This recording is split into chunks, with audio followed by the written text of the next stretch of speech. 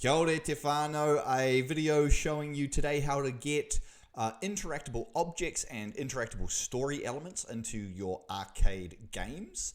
I've gone ahead and made one up here, and as you can see, here it is. I've got my little guy there. He has the ability to move around and interact with each of these objects. Whoa, and he's disappeared. Let's try that again. That's an interesting bug. He has the ability to interact with these signs and get these story elements up. He has the ability to flick these levers and open that door. A little mushroom, and also toggle these buttons. So not only does it show which one you've got pushed, it also releases the other ones and changes the type of lock. How might you use that in a game? Maybe you've got a particular set of keys you need. Maybe this is a puzzle where you need a particular combination of buttons to push to avoid some obstacles in order to save the day. And maybe you need to toggle a lever in a particular situation in order to unlock a door. Cool.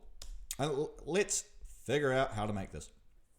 First of all, here's my starting point. So here's my starting point here. I've got my robot. I can move around. I can get the camera. I can jump. But nothing's happened. Nothing is interactable. If you aren't sure how to get up to this point, go check out some of my other videos. They will show you how to do this. Okay. Right. Here's the code that I've got so far, and I'll make it just a bit bigger for you to be able to see. I've imported Arcade, and I've imported the GUI library as well. You'll see why later.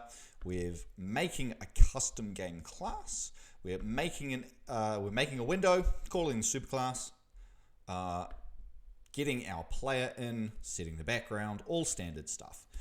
We are loading in that tile map and creating a scene from that tile map, creating the physics engine, creating the camera. We draw all the stuff on the onDraw function. We are updating the scene, the player, the physics engine, and we're moving the camera to the player. Again, all nice and standard stuff. If you're not sure about any of this, go check out some of the other videos that'll show you how to do that. We can handle key press to move the player around. On key release, of course, we stop moving the player. We make the game and then we run it. Okay, nice and standard. We have a tile map loaded in. We know about the ground. We know about the player. Player can move. Gravity's on. All that stuff there. Right. Let's make these things interactable.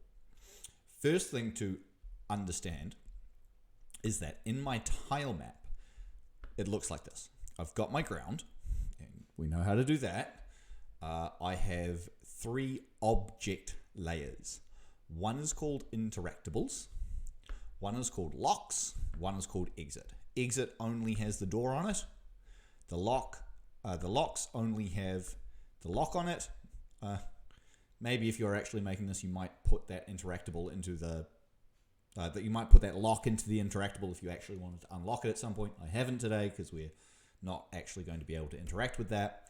And interactables contains all of the objects down the bottom, all of the objects that I can actually interact with. Now, each of these objects has some custom properties you'll see on that side. They have, I wonder if I can make this bigger for you. Does it actually, it doesn't actually make this bigger. It has 3 custom properties. It has, or this one does, it has an on interact. Every single one of these has an on interact custom property. And that type is just a string, but you'll see how we get that custom property into into our code and to use it later. Okay, this one here has some text, and each of them have a type as well. This one here, again, has an on-interact, has a story item, has some text. These ones are called switches. They have a color, they have whether or not they're toggled on them, and they have that on-interact again. These ones here are levers. They have a toggled and they have a type. And these ones here are a mushroom, and that's going to draw some text as well. Cool. Let's dive into the code. What other things do we need to have happen here? Well, When I want to interact with something, I'm going to push enter. And so when we push that key, I need to say elif symbol equals arcade.key dot enter. Oops, that should be all caps. I'm going to say self.handle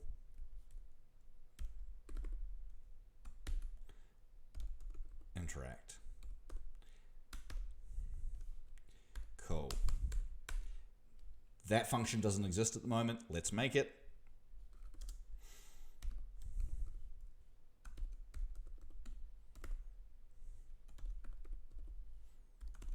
Cool. I need to check what interactable items the player is colliding with, and I can do that simply with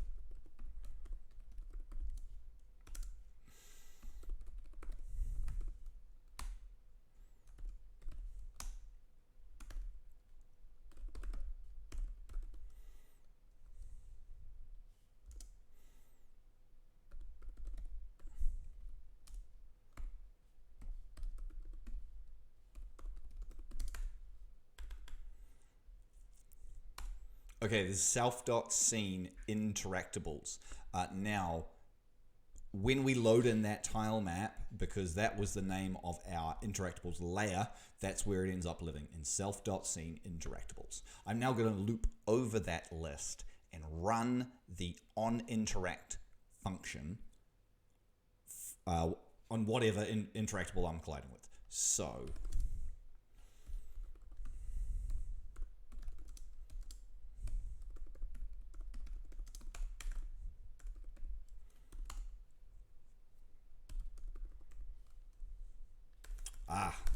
here is the secret sauce. OnInteract is currently a string. I can't run a string. A string is not a function. How do I convert that string into a function that I can run in my game?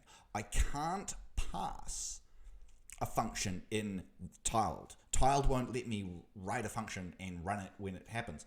It doesn't know about the rest of my game. It's just the tile map. So how do I actually turn this onInteract string into a function?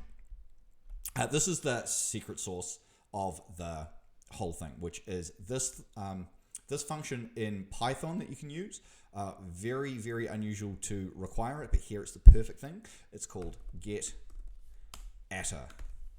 and we can. And how getAtta works is we say, okay, I want to get an attribute of a particular object. The object that I want to get it off at the moment is self, as in the window, which is the scope that we're in. And then I need to say, I need to get interactable dot properties on interact. And now I need to run that as a function, so I'm going to put that in there. But crucially, I'm going to pass the interactable itself, so I can still access everything about that interactable. So what that means is that whenever I write an onInteract function, I need to accept that interactable object as an argument. Okay, so let's do one now. So one of those, whoops, it's the arcade docs. One of the functions in here is toggle levers. So let's write this function. So we're going to define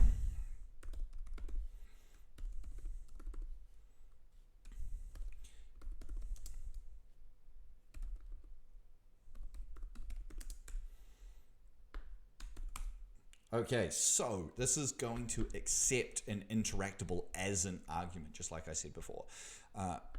What do I want to have happen when I toggle a lever? Well, what I want to get is I want to get all of the levers in my interactable layer, and then I want to actually toggle them.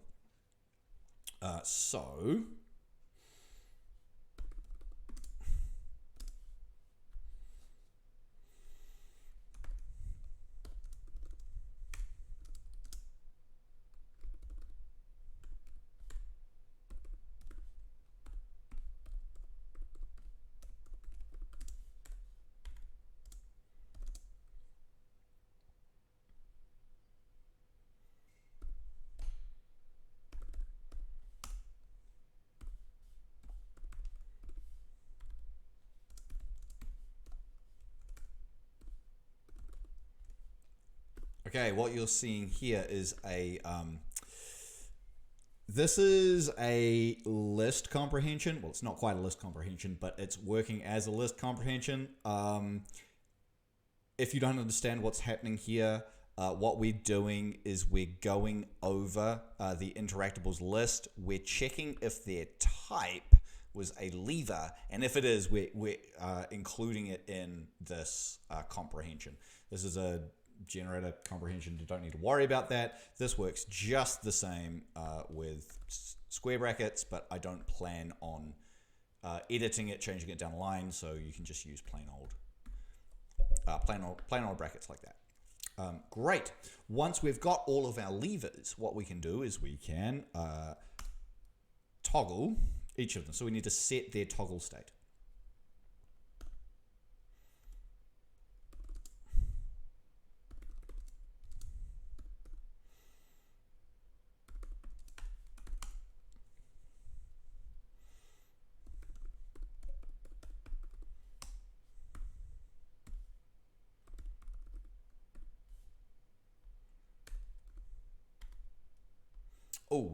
We need to actually get the toggled state of the lever that we interacted with, of course.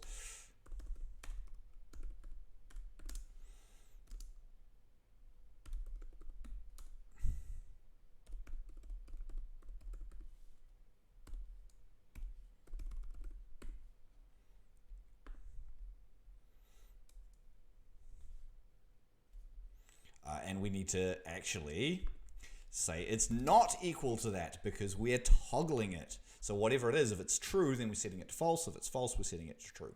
And so lever here, we're going over the list again and we're saying, okay, for each lever in that list, its new toggled state is going to be toggled. And we're going to swap its texture. And we're saying if toggled,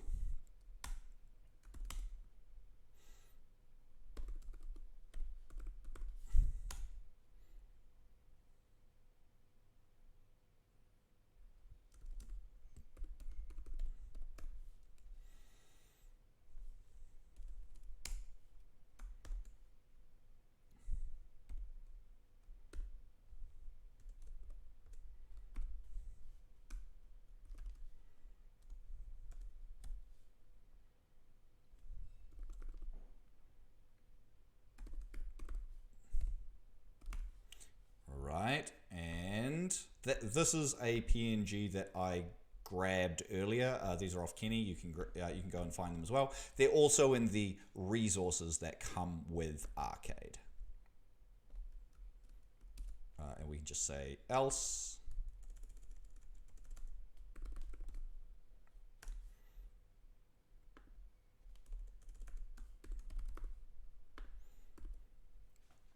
Wonderful. Let's give this a shot.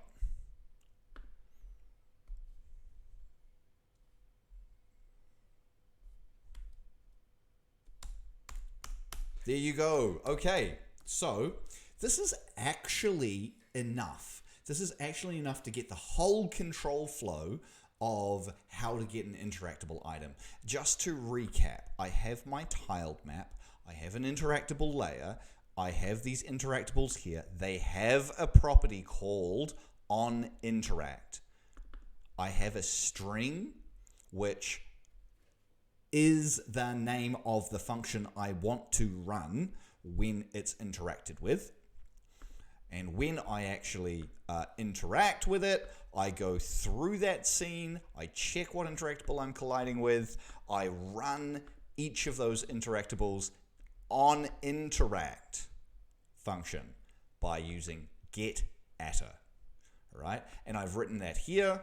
We go through each of the levers, we find each of the levers, we swap their toggled state, and then we change their picture. Now, this is enough from here where you could do more. You could easily open and close the door. You could easily change the color of the lock.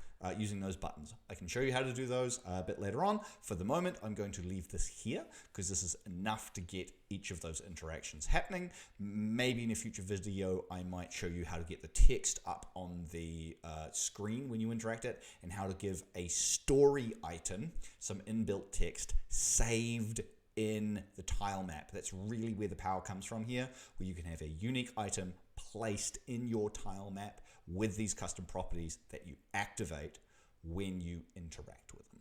That's enough for now. Haere rā.